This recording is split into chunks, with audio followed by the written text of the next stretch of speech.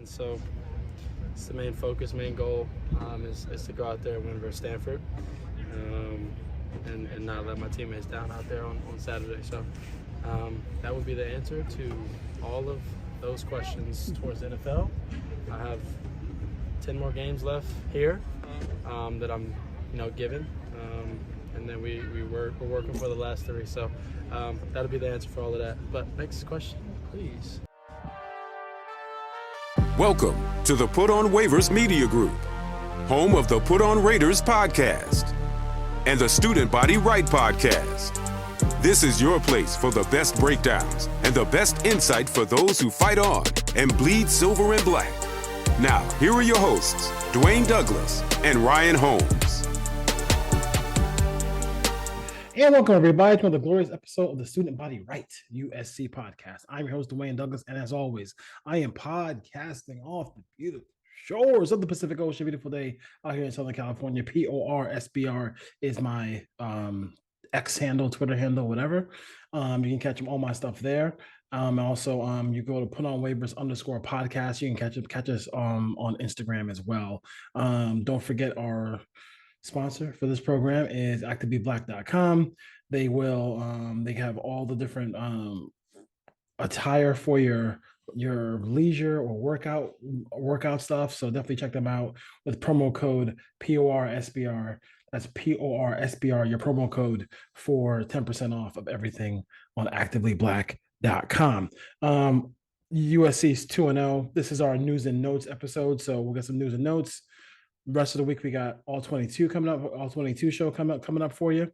Then we also have the rewind show. Rewind show will be next. So after I watched the last game against Nevada, I kind of have some news and I have some notes from that game as well. Kind of charted through that game as so we can go through that. But first, Raleek Brown. So Raleek Brown, running back, returner, now wide receiver, is going to, looks like, if according to his dad, he's going to redshirt his entire sophomore campaign. Raleek Brown's one of my favorites. I thought he, would bring some dynamic things to this offense or special teams for the Trojans. But his father said he has an injury to his hamstring, so he's going to redshirt this year, and it might be the end. It's possible, or it could just be a hamstring that's going to linger. Maybe he'll come back to USC next year when there's not a Mario Williams there, and when there's not so much depth at that wide receiver position. I mean, that's basically what's stopping him from getting on the field, right? They have so much depth on this wide receiver position; it's kind of crazy. So we'll see what happens there with Raleek Brown. It's a tough situation. I mean, they really, Lincoln Riley brings people over, and you have to say to yourself, like, they must really have the joy for playing for SC. And it's kind of crazy to say it, but like, they really must have that joy to play for SC because let's be real, man. Like, there's especially on offense, there's not that many balls to go around. Like, you're only going to throw the ball so many times in these games. And, these touches, like some of these guys are just maximizing their touches. You're seeing people, catch the ball one time and get a touchdown out of it. Like, they really have to maximize every single possession, every single touch, every single rep, because, they're not going to throw the ball 60 times and risk Caleb Williams. As soon as Caleb Williams gets that, 30, 40 point lead, they're going to say, Mr. Heisman Trophy winner, please sit your behind down. Like, they're not going to play him. You're going to be catching passes from Miller Moss, or you're going to be catching passes from Malachi Nelson as far as that goes. So it's kind of a tough pill to swallow for him. But I mean, if they do have some injuries down the road to some of that wide receiving core, then or for some of that weapon core, running back, stuff like that, it might be a little bit, could be a little bit hazy or a little bit iffy for the Trojans there if they ended up having to need Raleek Brown. But we could talk about it back and forth. But I mean, he may not feel like this is the opportunity for him. Like, it may not be the opportunity for him, or he might just say, or it might be the reality of it might be just be like, if you listen to Lincoln Riley and you believe Lincoln Riley, it could just be a situation where he is just going to redshirt, see you next year in my junior campaign, and we're going to run it back with SC. because SC knows how to score points, and he knows this offense inside and out. So we'll see what happens with Raleek Brown. So I guess there's a group of people who sit down and with AD sit down and talk about the whole college football playoff. Looks like USC won't have representation in that room with the new AD coming from Washington to USC. I mean, we'll see if that matters. USC only has one path, and I think the only path is undefeated or one loss. That's it. I mean, they're not going to respect. If you look at the new top 25 poll from so many different people who are supposed to be in the know from college football, 8 SEC teams.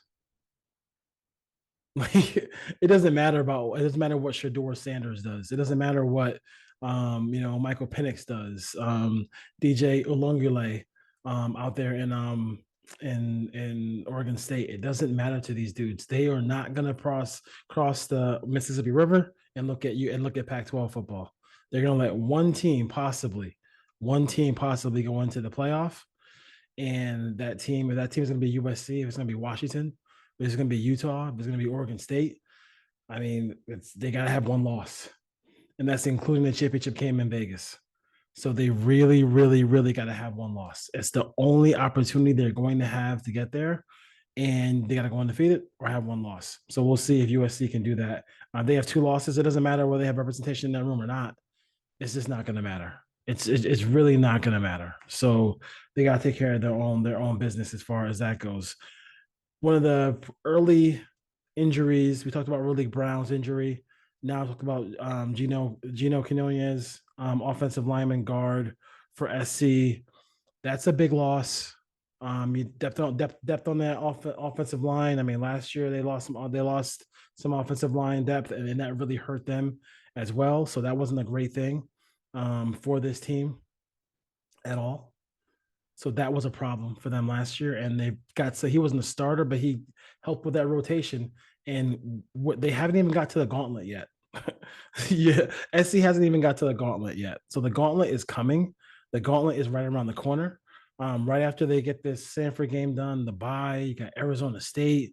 Then you got, then as soon as you hit Notre Dame, and you hit Utah. I mean, it's just a gauntlet of really good teams, really good coaches, and most importantly, really good quarterbacks. So that's going to be something that's really tough for them to have to deal with coming down. And they lose offensive linemen already.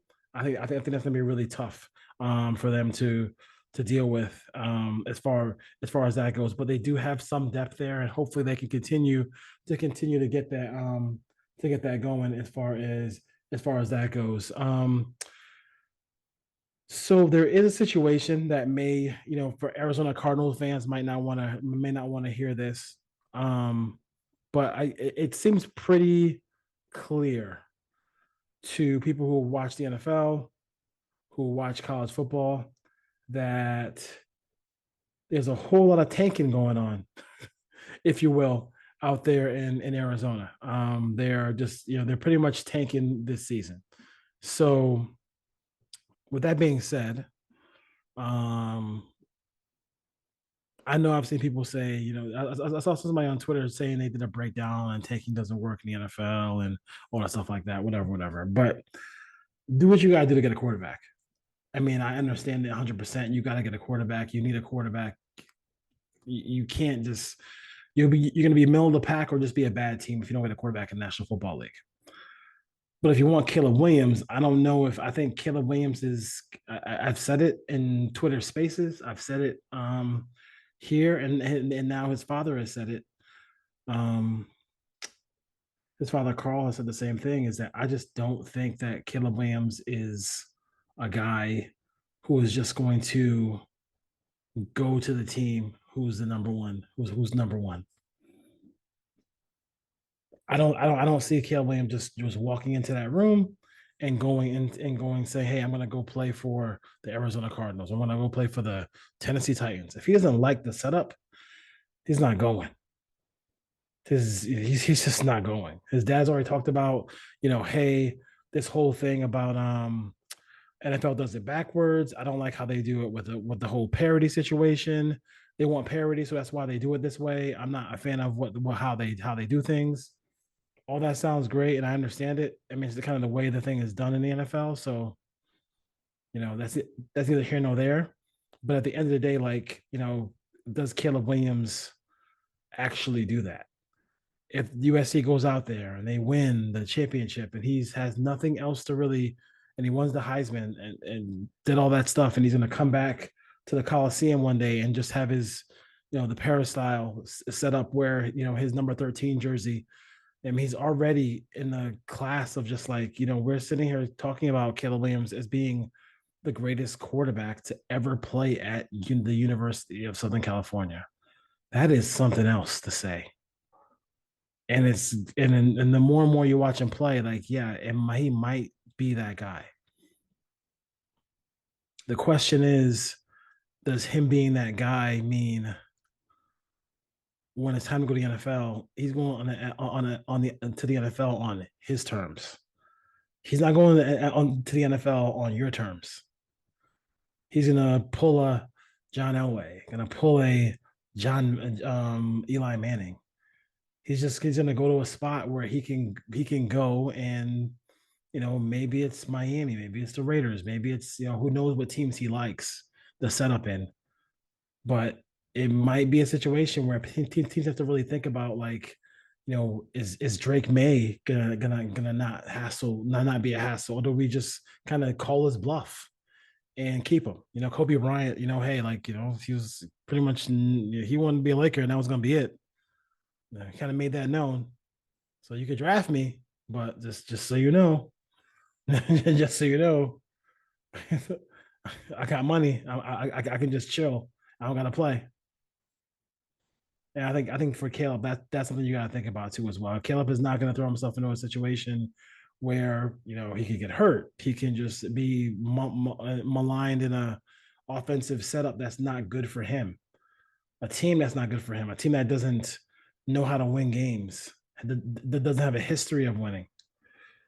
I don't think a visit from Larry Fitzgerald is going to help the Cardinals land him. He might not want to go to the Cardinals.